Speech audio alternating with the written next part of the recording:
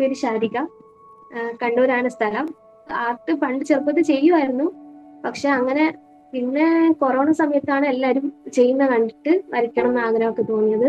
അപ്പോൾ യൂട്യൂബിൽ സെർച്ച് ചെയ്തപ്പോൾ സാറിനെ തന്നെയാണ് ആദ്യം കണ്ടത്. എന്റെ പാഷൻ ആ ജോലിനേക്കാൾ ഉപരി വരയ്ക്കണം, എന്തെങ്കിലും ആവണം, അങ്ങനെ ആർട്ടിസ്റ്റ് ഉള്ള രീതിയിലേക്ക് എന്തെങ്കിലും ആവണം എന്നായിരുന്നു. സാറിന്റെ എല്ലാ വീഡിയോസും ഹെൽപ്ഫുൾ ആണ്. ഒരു മൈന്യൂട്ട് ആയിട്ടുള്ള ഫസ്റ്റ് ക്ലാസ് മുതൽ എല്ലാം നമ്മൾ ഇരിക്കുന്നതും ടേബിൾ ആണെങ്കിലും ടൈം ടേബിൾ ആണെങ്കിലും അങ്ങനെ എല്ലാ കാര്യങ്ങളും ഹെൽപ്ഫുൾ ആണ്.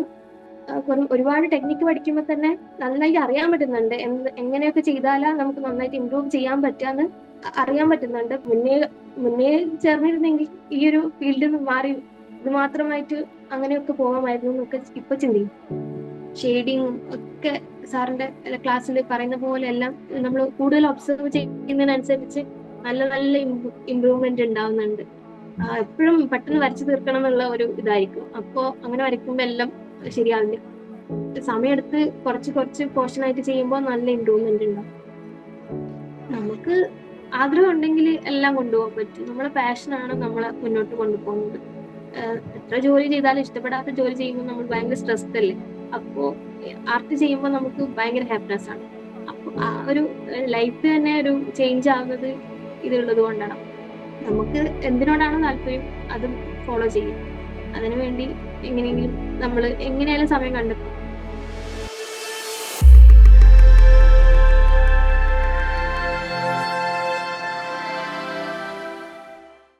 നമസ്കാരം. നമ്മുടെ ഓൺലൈൻ ആർട്ട് ക്ലാസ്സിൽ ജോയിൻ ചെയ്ത് നമ്മുടെ സ്റ്റുഡൻസ് കൂട്ടായ്മയായിട്ടുള്ള ക്രിയേറ്റിവിറ്റി വെൽനസ് ഹബിന്റെ പാർട്ടായി നിന്നുകൊണ്ട് സക്സസ് ക്രിയേറ്റ് ചെയ്യുന്ന സ്റ്റുഡൻസിന്റെ ആ ഒരു യാത്രയെ അടുത്തറിയുന്ന പുതിയൊരു വീഡിയോയിലേക്ക് എല്ലാവർക്കും സ്വാഗതം. ആക്ച്വലി ഈ കോഴ്സിലോട്ട് വന്നതിന് ശേഷം എങ്ങനെയാണ് ആർട്ട് സ്റ്റെപ്പ് ബൈ സ്റ്റെപ്പ് ആയിട്ട് പഠിച്ച് നല്ല ചിത്രങ്ങൾ വരയ്ക്കാനും സ്വന്തം വരയ്ക്കുന്ന ചിത്രങ്ങളിൽ കോൺഫിഡൻസ് എങ്ങനെയാണ് നേടിയതെന്നൊക്കെ നമുക്ക് ചോദിച്ചറിയാനായിട്ട് സാധിക്കും. ആദ്യം കോൺഫിഡൻസ് അച്ചീവർ എന്ന് പറയുന്ന റിവാർഡ് കരസ്ഥമാക്കിയതിന് കൺഗ്രാറ്റുലേഷൻസ്. എന്റെ പേര് ശാരിക. കണ്ണൂരാണ് സ്ഥലം. ഞാൻ റവന്യൂ ഡിപ്പാർട്ട്മെന്റിൽ ക്ലർക്കായിട്ട് വർക്ക് ചെയ്യാണ് ഇപ്പോൾ. ഞാൻ ജോയിൻ ചെയ്തിട്ട് ഇപ്പോൾ ഒരു വർഷം കഴിഞ്ഞു. 2023 ഒക്ടോബർ 1 ജോയിൻ ചെയ്തത്. ഫസ്റ്റ് ദിവസം തന്നെ സാറിന്റെ ക്ലാസ്സിൽ ഒരുമിച്ച് വരയ്ക്കുന്ന ഒരു കാർ വരയ്ക്കുന്ന ഒരു ദിവസമായിരുന്നു. അന്ന് തന്നെ ചെയ്യാനൊക്കെ പറ്റി.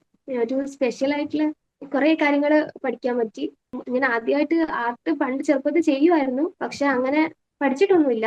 പിന്നെ കൊറോണ സമയത്താണ് എല്ലാരും ചെയ്യുന്ന കണ്ടിട്ട് വരയ്ക്കണം എന്ന് ആഗ്രഹമൊക്കെ തോന്നിയത്. അപ്പോൾ യൂട്യൂബിൽ സെർച്ച് ചെയ്തപ്പോൾ സാറിനെ തന്നെയാണ് ആദ്യം കണ്ടത്. അപ്പൊ അന്ന് മുതൽ സാറിന്റെ യൂട്യൂബ് വീഡിയോസ് ഒക്കെ കണ്ടിട്ടാണ് ഞാൻ ഗ്രിഡ് മെത്തേഡൊക്കെ ഇട്ടിട്ട് ഒരു പോർട്രേറ്റ് ഒക്കെ ചെയ്തു. അങ്ങനെ നല്ലൊരു കോൺഫിഡൻസ് കിട്ടി. പഠിക്കണം എന്നൊക്കെ ഉണ്ടായിരുന്നു. പക്ഷെ അപ്പോൾ PSCക്ക് വേണ്ടി പ്രിപ്പയർ ചെയ്യുന്ന ഒരു സമയമായതുകൊണ്ട് കൂടുതലൊന്നും വരയ്ക്കാനൊന്നും പറ്റിയിട്ടുണ്ടായിരുന്നില്ല. പിന്നെ ജോലിക്ക് കിട്ടി കുറച്ചു കഴിഞ്ഞപ്പോൾ സാറിനെ മുന്നേ ഇൻസ്റ്റാഗ്രാമിലും ഒക്കെ ഫോളോ ചെയ്യുന്നുണ്ടായിരുന്നു. അപ്പോൾ അങ്ങനെ ഒരു ഇതൊക്കെ കണ്ടപ്പോൾ പെട്ടെന്ന് ഒന്ന് ജോയിൻ ചെയ്തു. അന്ന് മുതൽ നല്ല കോൺഫിഡൻസ് ഉണ്ട്. എല്ലാം എനിക്ക് പേഴ്സണലി നല്ല ഇമ്പ്രൂവ്മെന്റ് ഫീൽ ചെയ്യുന്നുണ്ട്.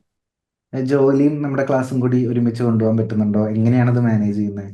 ജോലി വൈകുന്നേരം വന്ന പിന്നെ വരയ്ക്കണം, എന്തെങ്കിലും ചെയ്യണം, എപ്പോഴും ഇങ്ങനെ ഉണ്ടാവും. ചിലപ്പോ അധികം മടി പിടിക്കും. എന്നാലും എപ്പോഴും വരയ്ക്കണം വരയ്ക്കണം എന്ന് തന്നെയാണ് ആഗ്രഹം. PSC ക്ലാസ്സിൽ ഫസ്റ്റ് ഞാൻ ജോയിൻ ചെയ്യുമ്പോൾ തന്നെ എന്താ പറയാ, അവിടെ ഒരു മോട്ടിവേഷൻ ക്ലാസ്സിൽ പറഞ്ഞു നമ്മളെ ഒരു പാഷനെ കുറിച്ച്.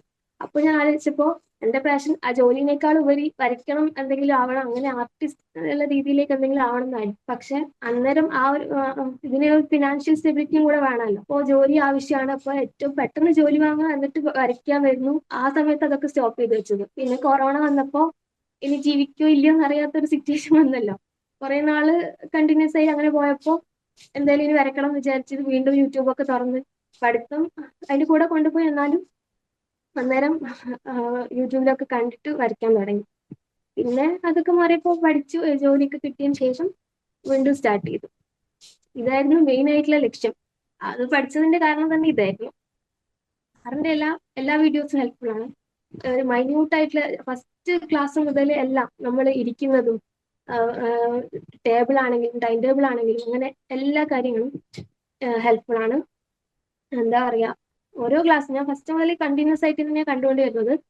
ഇടയ്ക്ക് ചിലപ്പോൾ ബ്രേക്ക് ഒക്കെ ഉണ്ടാവാറുണ്ട്, ഈ ട്രെയിനിങ് സമയം അങ്ങനെയൊക്കെ ഉണ്ടാകുമ്പോൾ.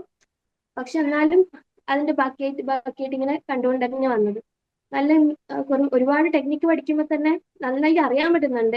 എങ്ങനെയൊക്കെ ചെയ്താലാ നമുക്ക് നന്നായിട്ട് ഇമ്പ്രൂവ് ചെയ്യാൻ പറ്റാന്ന് അറിയാൻ പറ്റുന്നുണ്ട്. പിന്നെ പ്രാക്ടീസും കൂടെ വേണം.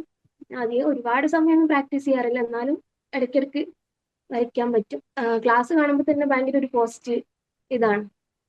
കൂടുതൽ എന്തൊക്കെയോ നമ്മൾ സാധാരണ വരയ്ക്കുക എന്നുള്ളതിനപ്പുറത്തേക്ക് എന്തൊക്കെയോ ഈ ഫീൽഡിൽ ഒരുപാട് കാര്യങ്ങൾ ഉണ്ടെന്ന്, കുറെ ഓപ്പർച്യൂണിറ്റീസ് ഉണ്ടെന്നൊക്കെ മനസ്സിലായി. മുന്നേ മുന്നേ ചേർന്നിരുന്നെങ്കിൽ ഈ ഒരു ഫീൽഡിൽ നിന്ന് മാറി ഇത് മാത്രമായിട്ട് അങ്ങനെയൊക്കെ പോകാമായിരുന്നു എന്നൊക്കെ ഇപ്പൊ ചിന്തിക്കും. ഞാൻ കൂടുതൽ പെയിന്റിങ്സ് ഒക്കെയാണ് ചെയ്യുന്നത്. പോർട്രേറ്റ് വരയ്ക്കണം എന്ന് വിചാരിച്ചിട്ടാണ് സാറിന്റെ ക്ലാസ്സിൽ മെയിൻ ആയിട്ട് ഞാൻ ജോയിൻ ചെയ്തത്. ഇത് ലാസ്റ്റ് ചെയ്തൊരു അക്രിലിക് പെയിന്റിങ്.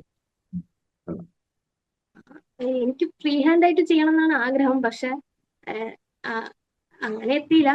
ഇപ്പൊ രീതിയിൽ തന്നെയാണ് ചെയ്യുന്നത്.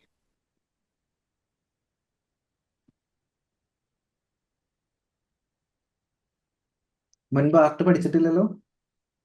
ഇല്ല. ഉം. പെയിന്റിംഗ് കോഴ്സ് ഒരു മാസത്തെ ഒരു കോഴ്സിന് ഓൺലൈൻ കോഴ്സിന് ജോയിൻ ചെയ്തിട്ടുണ്ടായിരുന്നു. അല്ലാണ്ട് ഡ്രോയിങ് ആയിട്ട് പഠിച്ചിട്ടില്ല.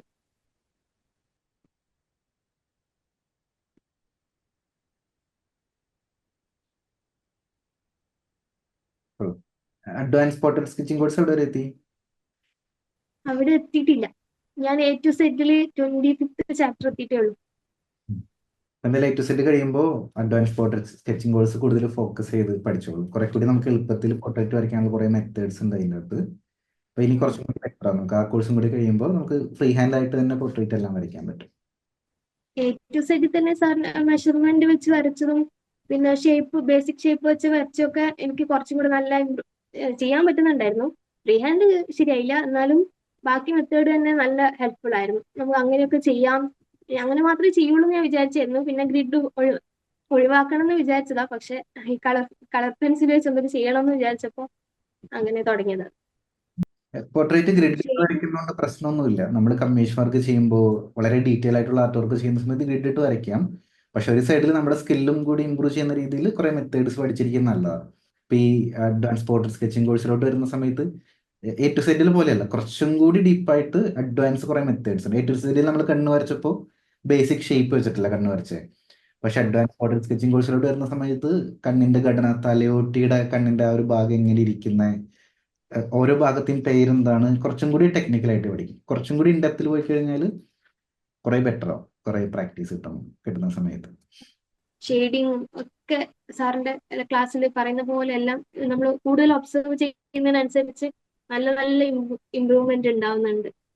എപ്പോഴും പെട്ടെന്ന് വരച്ചു തീർക്കണം എന്നുള്ള ഒരു ഇതായിരിക്കും. അപ്പോ അങ്ങനെ വരയ്ക്കുമ്പോൾ എല്ലാം ശരിയാവില്ല. സമയമെടുത്ത് കുറച്ച് കുറച്ച് പോർഷൻ ആയിട്ട് ചെയ്യുമ്പോൾ നല്ല ഇമ്പ്രൂവ്മെന്റ് ഉണ്ടാവും. കൂടുതൽ ടൂൾസ് ഉപയോഗിക്കണമെന്നുണ്ട്. അപ്പൊ അതിന് വേണ്ടിയിട്ട് എന്തെങ്കിലുമൊക്കെ ചെയ്യണം. കമ്മീഷൻ വർക്കൊക്കെ ചെയ്യണം ഒരുപാട് പേര് ചോദിക്കാറുണ്ട്, പക്ഷെ എനിക്ക് അതിനൊരു കോൺഫിഡൻസ് ഉണ്ടായിരുന്നില്ല. ഗ്രിഡ് വെച്ച് ചെയ്താല് അങ്ങനെ എപ്പോഴും അങ്ങനെ ആയിപ്പോവോന്നൊക്കെ വിചാരിച്ചിട്ട് അങ്ങനെ ഞാൻ ചെയ്യാറില്ല, ആർക്കും പറയാറില്ല. നെക്സ്റ്റ് ടൈം കമ്മീഷൻ വർക്ക് വരുമ്പോൾ എടുത്തിട്ട് എന്തോ ശരിയായില്ലെങ്കിൽ എന്താ പൈസ തിരിച്ചു കൊടുക്കാം. പേടിക്കേണ്ട ആവശ്യമില്ലല്ലോ. ഗ്രിഡ് ഇട്ട് വരയ്ക്കണ ഒന്നുമില്ല. കമ്മീഷൻ വർക്കൊക്കെ ഒരുവിധം പേരൊക്കെ ഗ്രിഡ് ഇട്ട് തന്നെ വരയ്ക്കാറ്. കുറച്ചും കൂടി കറക്റ്റ് ആണ്. കാരണം ചെറിയ വ്യത്യാസം വന്നപ്പോലും ആൾക്കാരുടെ ഫേസ് മാറിപ്പോകുമല്ലോ. അപ്പോൾ ഈ ചിന്നിന്റെ ഇവിടെ ഇതൊക്കെ അധികം ലിപ്സ് അതൊക്കെയാണ് കുറച്ച് പ്രശ്നമായിട്ട് തോന്നുന്നത്. കുറെയൊക്കെ ഷെയ്ഡിങ്ങിലെ ചെയ്യുക. ഇപ്പോൾ ലിപ്പൊക്കെ ആണെങ്കിലും എല്ലാവരുടെയും ലിപ്പിന് ഔട്ട്ലൈൻ ആ ലൈൻ പോലെ ഉണ്ടാവില്ല, ഷെയ്ഡ് പോലെ. അപ്പോൾ കുറെയൊക്കെ നമ്മൾ ഔട്ട്ലൈൻ ഇടാതെ ഷെയ്ഡിങ്ങിൽ മാത്രം ഫോക്കസ് ചെയ്ത് കഴിഞ്ഞാൽ ബെറ്റർ ആവും. സാറ് പറഞ്ഞത്, സാറിന്റെ ക്ലാസ് കണ്ടപ്പോൾ ഞാൻ ലിപ്സ് ഒക്കെ അധികം ചെയ്യരുത്, പല്ലിന്റെ അവിടെ നിന്ന് ഒന്നും അധികം ചെയ്യരുത്, നമ്മൾ കുറച്ച് മിനിമൽ ആയിട്ട് മാത്രമേ ചെയ്യാവുള്ളൂ, അങ്ങനെ തന്നെ വിചാരിച്ചിട്ടാണ് സ്റ്റാർട്ട് ചെയ്തത്. പക്ഷെ ഷേപ്പ് വരാത്തപ്പോ വീണ്ടും വീണ്ടും നമ്മൾ പെൻസിൽ വെച്ച് ഓരോ കുത്തു ചെയ്യുന്നതിനനുസരിച്ച് അത് കൊളായിപ്പോകും. ടൂൾസ് അപ്ഗ്രേഡ് ചെയ്യുന്ന സമയത്ത് ഡൗട്ട് ഉണ്ടെങ്കിൽ നമ്മുടെ വീക്കിലി മീറ്റിംഗിൽ ചോദിച്ചോളൂ. ഇപ്പോൾ ഓൾറെഡി ഐവറി ഷീറ്റ് വാങ്ങിച്ചതുണ്ട്, നല്ലതാ. പിന്നെ ആർട്ട്ലൈൻ പെൻസിലാണ്. പെൻസിൽ നെക്സ്റ്റ് അപ്ഗ്രേഡ് ചെയ്യുന്നുണ്ടെങ്കിൽ ബ്രിസ്ട്രോ ബ്രാൻഡ് ഉണ്ട്. പിന്നെ ഫേബർ കാസിലിന്റെ മാറ്റ് എന്ന് പറഞ്ഞൊരു ഗ്ലേസിംഗ് ഇല്ലാത്തൊരു പെൻസിൽ ഉണ്ട്. അത് രണ്ടുമാണ് നെക്സ്റ്റ് ലെവലിൽ നമുക്ക് അപ്ഗ്രേഡ് ചെയ്യാൻ. പിന്നെ ഈ ആർട്ട്ലൈൻ്റെ പെൻസിൽ ഇടയ്ക്കിടയ്ക്ക് പൊട്ടി പൊട്ടി പോകുന്നു അല്ലാണ്ട്. ആർട്ട്ലൈൻ ഇത്തിരി ക്വാളിറ്റി കുറവാണ്, അതുകൊണ്ടാണ്. പിന്നെ പറ്റുവാണെങ്കിൽ ചാർക്കോൾ പെൻസിലും വാങ്ങിച്ച് വെക്കുന്നത് നല്ലതാണ്. കാരണം ഏറ്റവും ബ്ലാക്ക് ഉള്ള സ്ഥലങ്ങളിൽ ചാർക്കോൾ പെൻസിൽ ഉപയോഗിച്ച് വരച്ച് കഴിഞ്ഞാൽ കുറച്ചുകൂടി ചാർക്കോൾ പെൻസിൽ ഞാൻ ഒരെണ്ണം വാങ്ങിയിട്ടുണ്ടായിരുന്നു. അങ്ങനെ 3 ടൈപ്പ് ഒക്കെ ഉണ്ടെന്ന് എനിക്ക് അറിഞ്ഞുകൂടായിരുന്നു. പക്ഷെ ഞാൻ ചാർക്കോൾ പെൻസിൽ വേണമെന്ന് പറഞ്ഞപ്പോൾ അവര് സോഫ്റ്റ് വേണോ ഹാർഡ് വേണോ എന്നൊക്കെ ചോദിച്ചപ്പോൾ അറിയില്ലായിരുന്നു. ഞാൻ പറഞ്ഞു മിഡിലുള്ളത് തന്നേക്കു പറഞ്ഞിട്ട് മിഡിലുള്ളത് വാങ്ങി. പക്ഷെ ഞാനൊരു ആടുജീവിതത്തിന്റെ ഒരു പോർട്രേറ്റ് അത് ചെയ്തപ്പോൾ അതിന്റെ അവസാന ഭാഗത്ത് നല്ല ഡാർക്ക് വരട്ടെ എന്ന് വിചാരിച്ചിട്ട് ചെയ്തു. പക്ഷെ ഫുൾ ഒരു ബ്രൗൺ ഷെയ്ഡ് എനിക്ക് ഫീൽ ചെയ്യുന്നത് ചെയ്തപ്പോൾ. അത് ആ പേപ്പറിന്റെ പ്രശ്നമാണെന്ന് അറിയില്ല. ഏത് ബ്രാൻഡ് പെൻസിലായിരുന്നു? ബ്രാൻഡ് ക്യാമലിന്റെ പെൻസിലായിരുന്നു. പേപ്പറിന്റെ പ്രശ്നമായിരിക്കും, ചിലപ്പോൾ പെൻസിലിന്റെ പ്രശ്നമായിരിക്കും. ഭയങ്കര സ്മൂത്ത് പേപ്പർ അത്. അതുകൊണ്ടാണോ എന്നറിയില്ല. പിടിക്കാത്ത പോലെ തോന്നുന്നു. അതുകൊണ്ടായിരിക്കും. എന്നാൽ ഇനി നേരെ എ ടു സെഡ്, ഇനി അവസാനത്തെ ചാപ്റ്റർ കുറച്ച് തിയറി പാർട്ടാണ്. അത് പെട്ടെന്ന് തന്നെ കംപ്ലീറ്റ് ആവും. ഇനി നേരെ അഡ്വാൻസ് പോർട്രേറ്റ് സ്കെച്ചിങ് കോഴ്സിലോട്ട് പോവുക. അതിൽ മെഷർമെന്റ് കറക്ഷൻ കൊണ്ടൊരു ചാപ്റ്റർ ഉണ്ട്. കുറേ പ്രാക്ടീസ് ചെയ്യേണ്ട കുറേ മെത്തേഡുകളാണ്. അത് കൂടുതൽ പ്രാക്ടീസ് ചെയ്തോളൂ. പിന്നെ ഫേസ് വരയ്ക്കുന്നതിന്റെ ഫേഷ്യൽ ഫീച്ചേഴ്സ് സെപ്പറേറ്റ് ക്ലാസ്സുകളുണ്ട്. ഫേസ് ടോട്ടൽ വരയ്ക്കുന്നുണ്ട്. ആ കോഴ്സ് ഒന്ന് ഫുള്ളായിട്ട് കംപ്ലീറ്റ് ആക്കുമ്പോഴേക്കും കുറെ കൂടി കോൺഫിഡൻസ് കിട്ടും. അതിൽ ഫേസ് വരയ്ക്കാൻ പഠിപ്പിക്കുന്ന കുറേ തിയറികളുണ്ട്. അതിൽ ഏതെങ്കിലും ഒരു മെത്തേഡ് ഇഷ്ടപ്പെട്ട് കഴിഞ്ഞാൽ ആ മെത്തേഡ് മാത്രം ഫോക്കസ് ചെയ്ത് ഫ്യൂച്ചറിൽ പ്രാക്ടീസ് ചെയ്താൽ മതി. അക്രലിക്കിൽ തന്നെ പോർട്രേറ്റ് ചെയ്യണം എന്നൊക്കെ ആഗ്രഹമുണ്ട്. പക്ഷെ ഈ ക്യാൻവാസിലൊക്കെ നമ്മൾ ചെയ്യുമ്പോൾ എങ്ങനെയാ ഒരു ഗ്രിഡൊക്കെ യൂസ് ചെയ്യാൻ പറ്റില്ലല്ലോ. വേറെ എങ്ങനെ? ക്യാൻവാസിൽ കൂടുതലും എൻ്റെ മെത്തേഡ്, ഞാൻ യൂസ് ചെയ്യുന്ന മെത്തേഡ് എങ്ങനെയാ, ക്യാൻവാസിൽ കൂടുതലും പെൻസിലിന്റെ ഉപയോഗം നമ്മൾ കുറയ്ക്കും. കാരണം പെൻസിൽ അത് വെച്ച് കഴിഞ്ഞാൽ പിന്നെ മായ്ക്കാനൊക്കെ ബുദ്ധിമുട്ടല്ല. ആ ബ്ലാക്ക് കളർ അവിടെ ഉണ്ടാവും. അപ്പൊ ഞാൻ കൂടുതലും വളരെ മിനിമൽ ആയിട്ട് പെൻസിൽ ഉപയോഗിച്ചിട്ട് തന്നെ മിനിമൽ ഔട്ട്ലൈൻസ് ഇട്ടിട്ട് അടുത്ത ഔട്ട്ലൈൻ ഇടുമ്പോൾ ബ്രൗൺ കളർ, അക്രലിക്കിന് തന്നെ ബ്രൗൺ കളറിൽ വെള്ളം കൂടുതൽ മിക്സ് ചെയ്തിട്ട് ബ്രഷ് ഉപയോഗിച്ചിട്ട് ഫുള്ള് വരയ്ക്കും. അത് പെൻസിലിനെ കൊണ്ട് എങ്ങനെയാണ് ഔട്ട്ലൈൻ ഇടുന്നത് അതേപോലെ തന്നെ ഒരു പോയിന്റ് ബ്രഷ് ഉപയോഗിച്ചിട്ട് വെള്ളം കൂട്ടി അക്രലിക് പെയിന്റിങ്, ബ്രൗൺ കളർ എടുത്തിട്ട് ഫുള്ള് പെയിന്റ് ചെയ്യും. പെയിന്റ് ചെയ്യുമ്പോൾ തെറ്റിയാലും, ഇപ്പോൾ കണ്ണിന്റെ ഒരു കണ്ണ് വരച്ചിട്ട് പൊസിഷൻ മാറിപ്പോയാലും വീണ്ടും നീക്കി വരയ്ക്കുമ്പോൾ കുറച്ചും കൂടി ഡാർക്ക് ആയിട്ട് വരയ്ക്കും. അങ്ങനെയാണ്. അപ്പോൾ ട്രൈലാൻഡറാ, അപ്പോൾ ആദ്യം വരയ്ക്കുന്നത് ചിലപ്പോൾ ശരിയാവില്ല. വീണ്ടും വീണ്ടും ലൈൻസ് ഇട്ട് കറക്റ്റ് ആവുന്ന വരെ നമ്മൾ വരയ്ക്കും. കറക്റ്റ് ആയി കഴിഞ്ഞാൽ അതിൻ്റെ മേലെ കൂടെ ഫുൾ ഒരു യെല്ലോയിഷ് വാഷോ ബ്രൗൺ വാഷോ ഇട്ടിട്ട് പിന്നെ അവിടെ നിന്ന് ചെയ്യുന്ന ഒരു മെത്തേഡ് കണ്ടിട്ടില്ലേ, മറ്റേ അണ്ടർ പെയിന്റിംഗ് എന്നുള്ള മെത്തേഡ്. ചെയ്യുന്നത് കണ്ടിട്ടുണ്ട്. ആ രീതിയിൽ ഞാൻ ചെയ്യാറുള്ളത്. അപ്പോൾ എത്ര വേണമെങ്കിലും തെറ്റിക്കാം നമുക്ക്. ഫൈനൽ ഔട്ട്ലൈൻ കറക്റ്റ് ആവുന്നവരെ നമ്മൾ കറക്റ്റ് ആയി കഴിയുമ്പോഴായിരിക്കും കറക്റ്റ് കളേഴ്സ് നമ്മൾ അതിൽ അപ്ലൈ ചെയ്യുന്നുണ്ടായിരിക്കും. ഞാൻ ഒരു ഓയിൽ പെയിന്റും കൂടെ ചെയ്തിട്ടുണ്ടായിരുന്നു. ഒറ്റൊരു ഓയിൽ പെയിന്റ് ചെയ്തിട്ടുള്ളൂ. പക്ഷെ അത് മുഴുവൻ ഫംഗസ് വന്ന് മൊത്തം നശിച്ചു പോയി. ഇനിയിപ്പോ അതിന്റെ മുകളിൽ നമ്മൾ അക്രിലിക് വെച്ച് ചെയ്താൽ അതിലും കൂടെ ഫംഗസ് വരും സാറേ.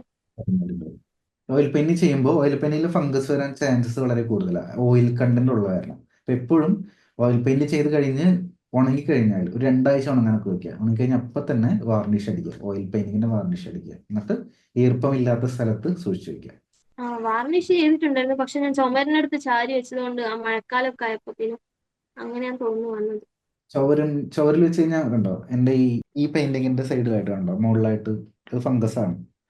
അത് അതിന്റെ മുകളിൽ എ സി വർക്ക് ചെയ്തുകൊണ്ടിരിക്കുക. അപ്പൊ നേരെ എ സിയുടെ താഴെ ഇരിക്കുന്ന കാരണം ഈർപ്പമുണ്ട്, ഫംഗസ്. പിന്നെ അത് ചെറിയ പെയിന്റിങ് ഞാൻ അങ്ങനെ വെച്ചിരിക്കുക. അപ്പൊ നമ്മൾ സ്ഥലമൊക്കെ സൂക്ഷിച്ചാൽ മതി. നമ്മള് ക്യാൻവാസ് ഒക്കെ സ്ട്രെച്ച് ചെയ്യാനുള്ള ആ ബോർഡില്ലേ, അത് നമുക്ക് സ്വന്തമായിട്ട് ആരെ കൊണ്ടെങ്കിലൊക്കെ ഉണ്ടാക്കിച്ചിട്ട് ഓരോ ക്യാൻവാസ് മാത്രം മുറിച്ചെടുത്ത് അങ്ങനെ ചെയ്യാൻ പറ്റുമോ?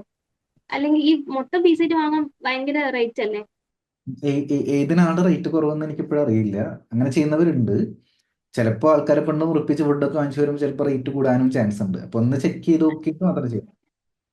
അല്ല, ഒറ്റ ഒന്ന് മാത്രം ഒരു സൈസിൽ ഉണ്ടാക്കിയിട്ട് നമ്മൾ ഓരോരോ തവണ പെയിന്റ് ചെയ്ത് അത് അഴിച്ച് കളഞ്ഞ് അത് ഫ്രെയിം ചെയ്ത് വെക്കാലോ നമുക്ക്. അങ്ങനെ ചെയ്യാം. അങ്ങനെ ചെയ്യാം. കാരണം അതിൽ സ്റ്റാപ്ലർ പോലത്തെ ഒരു മെക്കാനിസം ആണ്.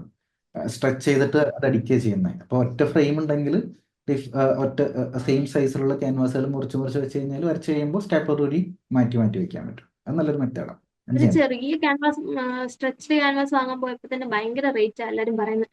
അതുകൊണ്ട് വാങ്ങി. ക്യാൻവാസിന്റെ റേറ്റ് ഉണ്ട്. കൂടാതെ ആ വുഡിന്റെ കട്ടിക്ക് അനുസരിച്ച് റേറ്റ് കൂടുതൽ വരും. കട്ടിയുള്ള വുഡ് വാങ്ങിച്ചില്ലെങ്കിൽ ഫ്യൂച്ചറിൽ അത് വളയാനുള്ള ചാൻസ് ഉണ്ട്. അപ്പോൾ ആ റേറ്റ് ഉണ്ട് എന്തായാലും ആ സംഭവത്തിന്. യെസ്. ശാരികയുടെ പോലെ ഇതുപോലെ PSC എക്സാം ഒക്കെ എഴുതി ജോലിയൊക്കെ കിട്ടി അതിൻ്റെ ഒപ്പം ആർട്ട് പഠിക്കണം എന്ന് ആഗ്രഹിക്കുന്ന ഒരുപാട് പേരുണ്ട്. പ്രത്യേകിച്ച് നമ്മുടെ കമ്മ്യൂണിറ്റിയിൽ അറിയാലോ, കുറേ ജോലിയുള്ള ഗവൺമെന്റ് ജോലി ചെയ്യുന്ന ഒരുപാട് പേരുണ്ട്. അവരുടെ അടുത്തൊക്കെ എന്താ പറയാനുള്ളത് ഇപ്പോഴത്തെ ഒരു എക്സ്പീരിയൻസ് വെച്ചിട്ട്?